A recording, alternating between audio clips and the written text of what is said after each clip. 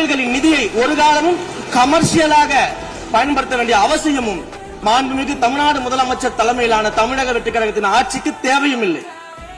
இந்து சமய அறநிலைத்துறை கொடைகள் என்ற ஒரு சட்டம் இருக்கின்றது.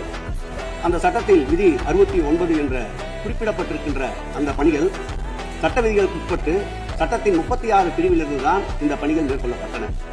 குறிப்பாக ஏதோ அமைச்சரே முடிவு செய்து திருமண மண்டபங்களையும் வணிக வளாகங்களையும் ஏற்படுத்துவதற்கு உத்தரவிட்டதாக மாண்புமிகு அமைச்சர் அவர்கள் அவைக்கு உண்மைக்கு புறம்பான தகவலை கொண்டு கொண்டிருக்கின்றார். ஒவ்வொரு திட்டங்களும் அன்றைய காலகட்டத்தில் இருந்த சட்டப்பேரவை உறுப்பினர்களுடைய பரிந்துரையின் அடிப்படையில் சட்டப்பேரவை உறுப்பினர்கள் கேட்டுக் கொண்டதற்கு அடிப்படையில் தான் அனைத்து திட்டங்களும் அந்த காலகட்டங்களில் கொண்டு வரப்பட்டது. அதோடு மட்டுமல்ல, உறுப்பினர் அவர்கள் குறிப்பிட்டு கூறினார், குன்னூரிலே மல்டி லெவல் கார் பார்க்கிங் கொண்டு வரப்பட்டது என்று.